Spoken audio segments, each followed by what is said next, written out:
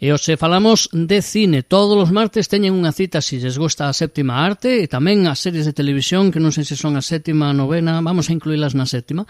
Pois tamén, de aquí, de todo eso, falamos nas Crónicas Cínicas en Radio Culleredo con Fernando Sampedro, que está presto xa, decía, a contarnos cousas de cine, cousas de televisión, cousas desa afición que temos todas e todas. Que tal? Moi bons días, Fernando. Moi bons días, sí señor, aquí seguimos unha semana máis enchendo a buchaca de películas, de series e de máis mandanga audiovisual, sempre, xa sabedes, con o noso punto de vista cínico. Bueno, iba a decir voluptuoso tamén, pero igual se nos entende mal. Non vaya a ser. Bueno, e cínicamente, que podemos recomendar esta semana? Bueno, estes días me está sorprendendo que está en boca de todos, eu ainda non a vin. Ti creo que sí, xa. Pero bueno, deixamos para a semana que ven, Imos ir soltando un pequeno spoiler, un pequeno tráiler do que nos pode esperar a semana que ven, pero ese Frankenstein de Guillermo del Toro está nubilando a maioría da xente, polo que estou vendo. Ti incluído.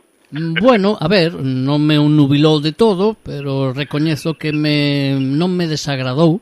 É un poquinho longa, eso sí, Bueno, pero si se che fai longa, entón é que algo falla, Non se fai longa, recoñezo que é longa. Cando te das conta, pasaron 2 horas e media.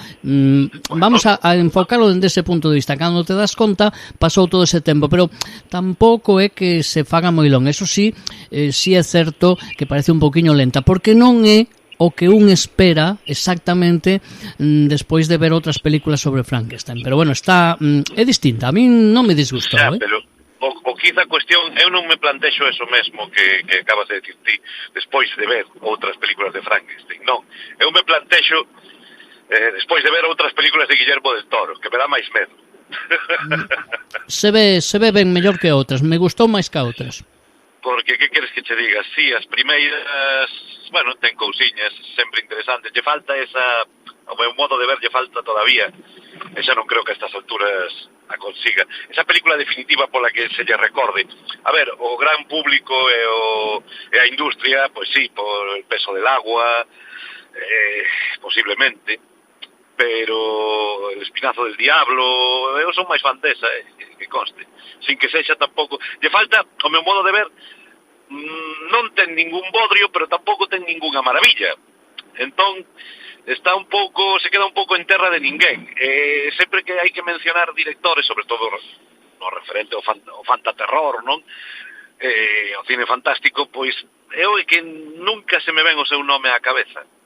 Por algo será, Un director de xénero, podemos decir, acertado na maioría das veces, pero que sí que lle falta ese empuxe definitivo, non? Ese paso adiante. Claro, se me preguntas cal é a súa mellor película, é que eu che digo Cronos. Me quedo máis ancho que outra cousa, anda que non choveu xa. Creo que a primeira de todas, non? Ou non? Exacto, por eso. Aí dou unha diana, é unha magistral película, pero tampouco é un produto polo que se lle vaya a recordar polos siglos dos siglos, amén. Entón, bueno, excelentísimo Federico Lupi, que durante moitos anos nos foi deixando grandes papeles, non? Bueno, pero xa te digo, o meu modo de ver, ese Cronos aínda non a superou. Sí en presupostos, sí en pretensións, pero ao meu gusto non en resultados. En fin, veremos a ver que nos separa este Frankenstein que comentaré a semana que ven. Pero bueno, que para hoxe temos aí xa, que se nos dá tempo, pois 4 cousiñas. Bueno, 4 cousiñas, temos unha xenda apertada. Pois imos con elas a ver se nos dá tempo. Por cal empezamos? A ver, de menos a máis, como digo eu sempre. Vale, pois de menos a máis imos empezar moi de menos, pero moito. Non vou decir gran decepción, porque a verdade é que mo esperaba. Pero bueno, había que vela, non? Si tes ao teu alcance unha película na que están Olivia Colman, esa señora que quere ser a nova Meryl Streep, non o vai conseguir. Ollo, non estou dicindo que sexa mala actriz, ni moitísimo menos, todo o contrario, é unha actriz excelentísima, pero que ten a tendencia a pasarse de rosca moi acentuada. E cando lle das un vehículo para que se luzca, estás poñendo un Porsche sin frenos na súa man. Vale. Bueno, Benedict Cumberbatch, pois un pouco máis comedido neste caso, pois son os protagonistas, os sucesores de Michael Douglas e Kathleen Turner no remake, ou nova adaptación, como se queira chamar, de La Guerra de los Roses, ahora simplemente chamada The Roses, aquela película que dirixira con moito acerto Danny DeVito polo ano 89, coa mesma parella protagonista que viña de ter dous exitazos como Tras el corazón verde e La joya del Nilo. Bueno, pues repetiron por tercera vez Douglas e Turner nesta comedia acerca de un matrimonio que literalmente se tira os trastos á cabeza, non? Literalmente, tes razón, literalmente. Exacto. Bueno, pues este remake, adaptado aos novos tempos, pois dirixido por o especialista, entre comillas, en comedia Jay Roach, máis acertado normalmente nas súas tarefas de produtor que de director. Eso que non será porque non o intenta, especialista en comedias taquilleiras, dirixiu pois de películas con Adam Sandler, a Los padres de ella, algunha da saga de Robert De Niro e Ben Stiller, xa me perdín nesa saga. Bueno, sí, aparte que ninguna delas me gusta, a verdade. As fun vendo no seu momento por De Niro, basicamente. A min nada. E bueno, pois aquí volve a patinar con todo o equipo, deixa o peso lóxicamente, non? O peso da función cando tes a dúas estrelas de actualidade, ademais, non? Como son Colman e Cumberbatch, pois evidentemente tes que confiar en eles e darlles carta blanca.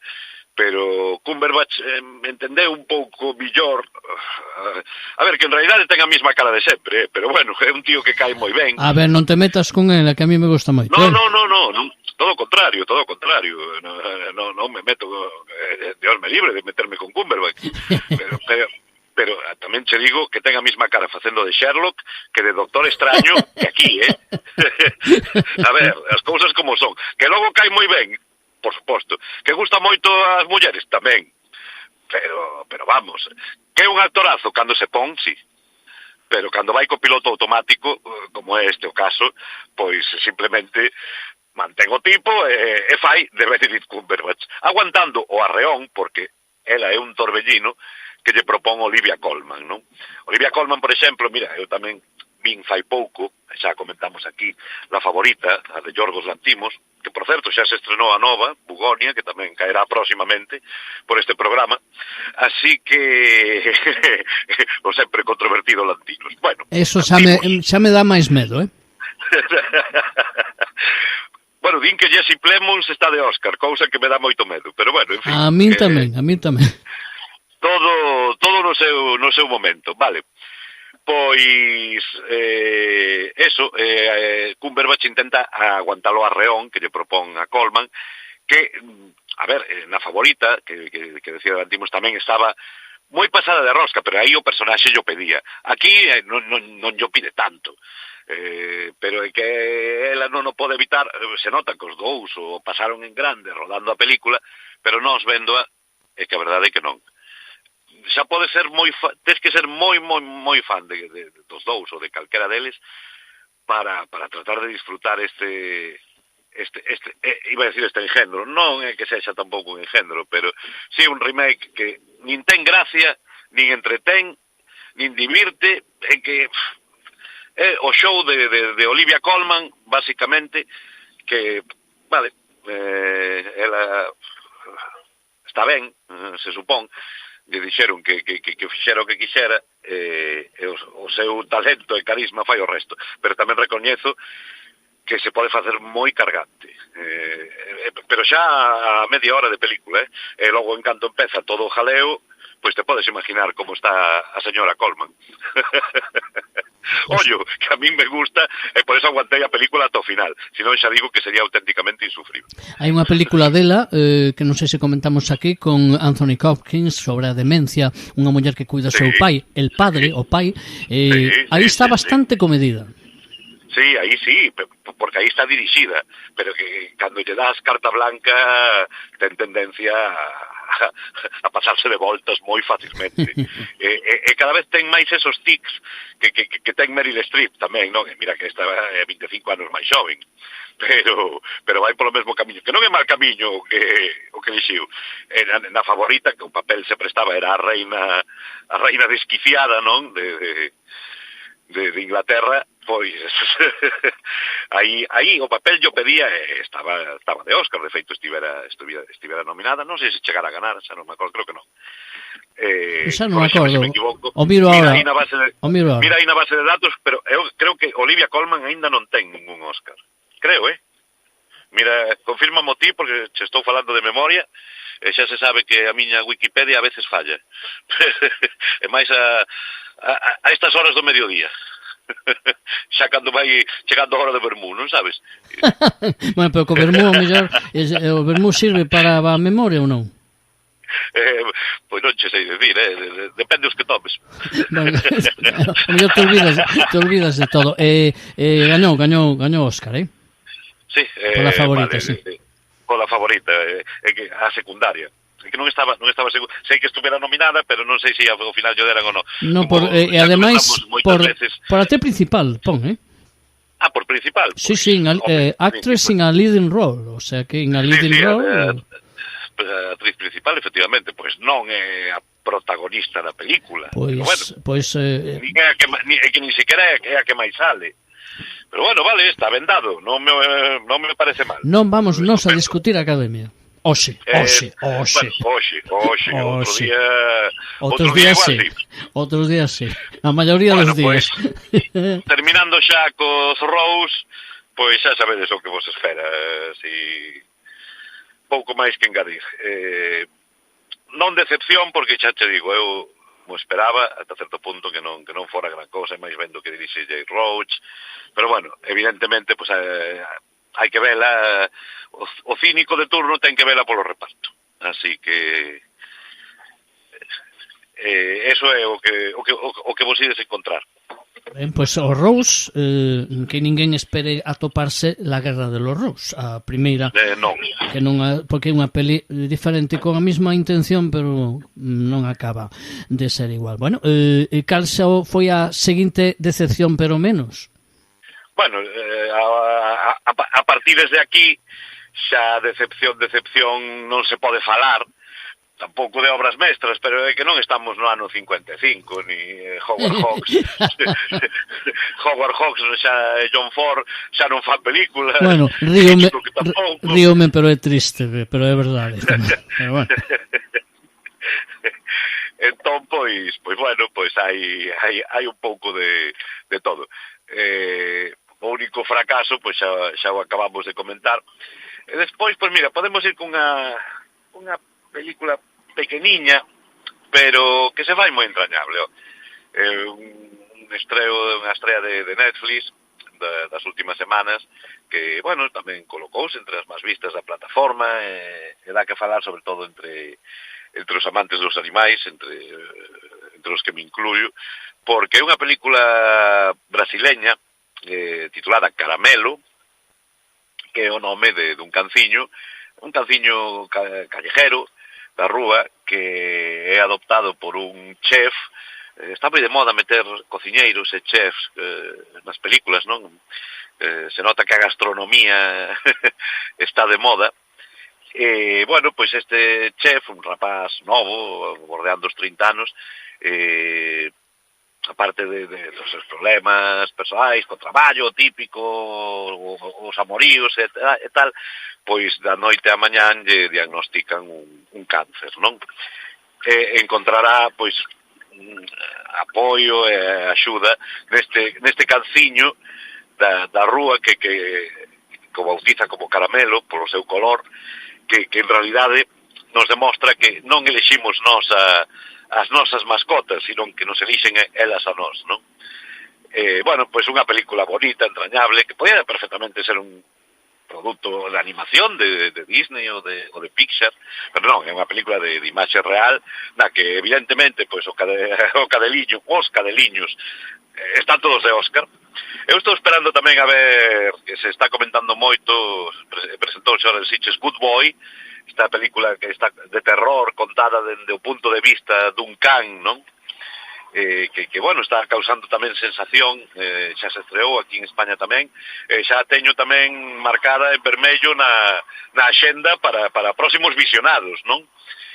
Aí está ese Good Boy, e bueno, desta que non é unha película de terror, ni moito menos, xa digo, é unha película, pois, un drama persoal sobre este chef. Bueno, pois unha película, pero moi ben dirixida, sabendo dosificar os momentos de drama e comedia. Bueno, sendo brasileña, o director, que descoñezo o resto da súa obra, pois si se nota que coñece ben o lenguaxe e o ritmo cinematográfico que se lle debe dar a un film, non? E bueno, pois unha película pequena todo o contrario que lo que decíamos dos Rous, non? Pequena en presuposto, pequena en proposta, pero bonita, entretida e grande en resultados e en valores humanos, non? Sobre todo, destas películas pois, que che reconcilian coa raza humana, non? Bueno, pois un produto que para todos os públicos, ademais, que se disfruta, se ve, non chega a 2 horas, e che deixa, pois, un sorriso na boca, a pesares do drama que presenta, que se nos pode presentar a calqueira de nós en calquer momento, o sea, que ninguén estamos libres, teñas 30, 50 ou 70 anos, así que, pois, unha peliculiña bonita de ver, esa é a palabra, bonita, este Caramelo, que aquí en España chegou directamente a Netflix, pero que independentemente de todo eso, do bonita, é que é unha película moi ben feita, que o amante do cine per se, independentemente das tramas, pois tamén encontra validez cinematográfica, que, por suposto, pois contribúe a facer mellor a película. Bueno, pois unha película, a palabra sería, creo, humilde, pero sí, sin ambicións, pero unha película ao final, de aí desas pequenas películas parece xurden obras que ao final pois son moi interesantes. Exactamente, Pues recomendamos tomar Caramelo esta semana, entonces. Exacto. Unha película moi dulce, ademais. Bueno, pois xa levamos 2, así coas cousas. Continuamos, que le collemos o ritmo, entón. Vamos a 2 que nos quedan. Por cal empezamos? Veña, pois outra das máis esperadas do ano, xa o vou dicir así claramente para min, era, bueno, xa sabía que non iba a ser a mellor película do ano, nin a peor, pero lle tiña moitas ganas pola coña, a secuela máis esperada de todos os tempos. Ti cal dirías que? Estaba pensando en Los Padrinos, pois xa están todas terminadas, non hai secuela que valga aí. Non, se acaba de estrear unha secuela dunha película do ano 82, para ser máis exactos, que bueno, xa se falaba dela fai moitos anos, incluso había lendas urbanas que decían que existía esa secuela, en realidade non existía, pero agora si se fixo realidade. Tesme totalmente en ascuas, É unha película bastante descoñecida polo gran público en xeral, pero que os cinéfilos, sobre todo os máis que nos decantamos máis hacia o rock, sempre temos moi presente. Bueno, desvelamos o misterio. Sí, porque Spinal Tap 2. El fin continúa.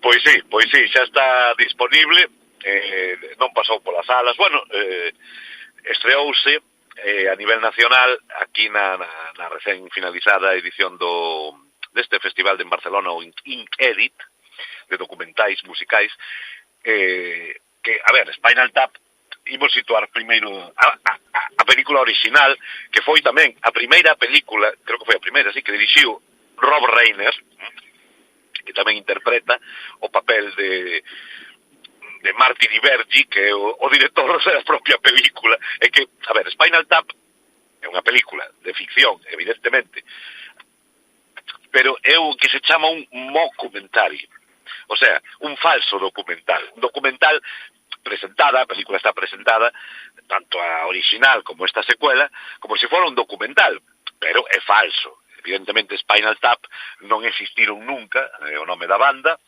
que reflexa todos os tópicos habidos e por haber no mundo do rock, a modo de parodia. Esa banda, pois Spinal Tap, todos os excesos do rock dos 70, pois aí estaban presentes en moitísimas bandas, pois ao longo destas 4 décadas se identificaban con Spinal Tap, pois bandas como Judas Priest, ou Saxon, ou Iron Maiden, ou Yes, ou King Crimson, dicindo que as cousas que sucedían na película, pois tamén lles teñen sucedido a eles, non? Como na realidade. É a gran parodia do rock and roll. Bueno, pois, este Spinal Tap, a banda, estaba formada por 3 actores que ao final acabaron dando concertos e todo, É certo, sí. Sí, 3 actores ben coñecidos, pois como son Michael McKean, Christopher West e Harry Shearer. Un máis descoñecido quizá sea Shearer, pero bueno, que é un cómico moi recoñecido en Estados Unidos e Inglaterra. Bueno, pois agora esta secuela, 40 anos despois, nos trae a banda Spinal Tap, que se reúne para un último gran concerto, non? E aí volve o director Marty DiBergi, que é Rob Reiner, que tamén dirixe a película, de novo, para facer este novo documental sobre a reunión para un último gran concerto de Spinal Tap, no que pasarán, pois, cousas, e bueno, pois, ahora que está tan en boga, sobre todo nos últimos anos, a reunións de impensables en moitos casos, non? De grandes bandas da historia do rock, pois, era o momento para que Spinal Tap tamén regresaran para un último concerto, non? Bueno, a ver, non estamos falando dun clásico do cine, ni moito menos, pero si estamos falando dunha película, pois que si sodes fans da original, e se non vos recomendo encontrala, se encontra facilmente por aí, pero sobre todo esta é unha desas películas que é moi conveniente vela en versión original, subtitulada, se non entendedes o inglés, porque os chascarrillos, sobre todo moitas frases habituais no mundo do rock están aí e perden parte da súa gracia cando se traducen ao español, non? Pero bueno, se non tedes o dominio do inglés, podedes vela doblada sin ningún problema. Pois, a ver, para fans da original, evidentemente, si solo ves esta, das con ela e non biches a primeira, é que non vas a entender nada, ni hai que ser fan, digamos, da primeira e entender o tono paródico que ten na historia do rock. É unha película moi de gueto, moi para a xente do rock, os aficionados, non? Máis cos do cine, pero bueno, a verdade é que nese aspecto a primeira, e agora, pois claro, esta temos que meterla no mismo saco, porque aí volven os nosos queridos Spinal Tap, non? Incluso fai un cameo Fran Drescher, que estaba tamén na original. Bueno, e máis personaxes que fan un pequeno papel nesta película, para que vexades un pouco a importancia, non, que ten no mundo da música Paul McCartney e Elton John. O sea, quizá as dúas figuras máis relevantes da música actual a nivel mundial, ser Elton John e ser Paul McCartney, é que non é que fagan un cameo, é que fan un pequeno papel facendo de sí mismos, pero non saen 5 segundos e din unha tontería. Non. Salen, sobre todo, Elton John, bueno, por eso digo, papeles secundarios. Bueno, pues xa só por eso hai que verla. Efectivamente. Por lo menos na miña opinión. Claro. E bueno, pois vos divertirá se vos divertiu a primeira. Se a primeira vos pareceu unha chorrada que entón excusades ver esta segunda, que non sorprende como sorprendeu a primeira, está claro, pero si é entrañable pois sobre todo para os que estamos metidos nestos, non? Pois que volver a ver a estes tres degenerados, agora vellos, reunidos para un último concerto, non? Non faltan tamén os pequenos toques woke, que un pequeno toque woke, que non sei moi ben, é unha parodia tamén, de toda a cultura woke de Estados Unidos. Podo contala, non é ningún spoiler, que simplemente que a lenda, unha das lendas que acompaña a Spinal Tap, é que os seus baterías morren en circunstancias moi extrañas. Ao longo da historia Spinal Tap tiveron como 15 baterías, non? Pois, dende que un estoupou en directo, outro caeu por un barranco, sempre nas situacións máis absurdas posibles, non? Entón, claro, ninguén quere ser o batería de Spinal Tap, porque estás condenado. Entón, despois de facer un casting no que tamén salen baterías coñecidos como Lars Ulrich de Metallica, ese sí son cameos, perdón, o Chad Smith dos Red Hot Chili Peppers, pois encontran unha rapaza, unha batería espléndida por outra parte, ela é batería de verdad, pero claro, é lesbiana. Entón, bueno, eso lles choca un pouco e fan pois diferentes bromas ao principio pois sobre esa condición, non?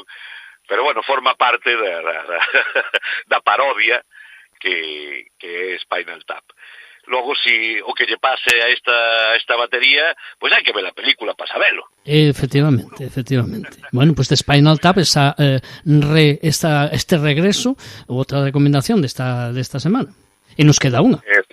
Exacto, bueno, facendo bon ese dito que último, pero non por elo menos importante, aquí oímos cambiar un pouquiño e imos decir a última, pero non por eso quere decir que sexa a millor, porque, bueno, como película posiblemente sí, por eso a deixei po final, pois como un pouco como respeto aos valores cinematográficos e a gran carreira que ten a súa directora, pois, Catherine Bigelow, non? O sea, que xa vos podedes imaginar de que película estou falando. Bueno, unha casa chea de dinamita, que aquí pasou efímeramente polos cines, proxectouse unha semaniña nada máis. Bueno, o que soi facer Netflix, non? Coas súas grandes producións. Está unha semana nos cines, nunhas sesións limitadas, e despois pois xa se estrea directamente na plataforma, pois o mismo que acaba de facer con Frankenstein. Bueno, pois Catherine Bigelow, pois probablemente a directora máis importante, por lo menos a máis premiada de todos os tempos, gañadora de dous Oscars polas que precisamente a min son as películas que menos me gustan dela. É que cando estas películas Zero Dark Thirty e a outra En Tierra Hostil. Bueno, En Tierra Hostil, eso. É que a mí se me fan longas, aburridas e pesadas, aparte de non chegar a interesarme, a non involucrarme na súa trama intensa, thrillers político-bélicos. Bueno, a min me costan. Recoñezo que son boas películas, por suposto. Esta casa chea de dinamita pois sigue un pouco esa estela, non? Tengo unha idea, unha premisa, que están saludando por aí como moi original, a verdade, a min non me parece. Bueno, é unha película contada dende tres puntos de vista, o sea, a mesma historia, pero dende tres perspectivas diferentes de personaxe, algo que xa se fixo máis veces, non? Bueno, pois neste caso é simplemente a premisa moi sinxela. Unha mañá, mentre Estados Unidos se levanta, o país se pon en marcha, pois no centro de control do Pentágono, pois descubren que un misil atómico de procedencia descoñecida se encamina irremediablemente a Chicago, ameaza con destruir pois toda a cidade, é unha bomba nuclear, non saben nin quen a lanzan, nin de onde ven, que parece imposible de desactivar, unha especie de nova ultimísima tecnoloxía, non? Bueno, pois esa historia teñen 20 minutos antes de que estoupe a bomba na cidade de Chicago, que o destino final. Bueno, pois se nos conta de a perspectiva da xefa de control do Pentágono, de seguridade, dende o punto de vista dun xeral, do alto cargo, o militar, do goberno, e do propio presidente dos Estados Unidos, non? E da súa muller que está de safari en Kenia. Presidente, pois que como el emérito, igual. máis ou menos. A primeira dama está de vacacións en Kenia. Bueno, pois o presidente, ademais, excelentemente interpretado por o gran Idris Elba, non? Bueno, a xefa de seguridade do Pentágono, pois, é Rebecca Ferguson, que quizá o papel lle ven un pouco grande, pero, bueno, sal airosa do envite. Bueno, pois, xa digo, son as mesmas cousas, pero desde eses tres puntos de vista, como viven, evidentemente interactúan tamén entre eles, non? Pero o vamos vendo desde cada perspectiva. A película faise un pouco, claro, repetitiva, sobre todo porque nos proporciona demasiada información que tampouco temos por que sabela, o que nos mantén en suspense ata o final da película, e si esa bomba pois vai destruir Chicago ou non. É o queixo da película. A ver, si, moita historia, moito rollo, pero queremos saber que pasa. Hai Armagedón ou non hai Armagedón? Bueno, a ver, Bigelow vai dosificando moi ben ese suspense, pero quizá a película por momentos faise tediosa, que é o que lle pasaba ás dúas antes mencionadas, que dentro dese thriller político-bélico carga demasiado as tintas. E esta incide, ao meu modo de ver, que por suposto aquí soi haber bastante consenso nesas dúas películas premiadas da señora Bigelow, en que son os seus mellores traballos. Eu non opino así. Eu prefiro, por suposto... Eu tampouco.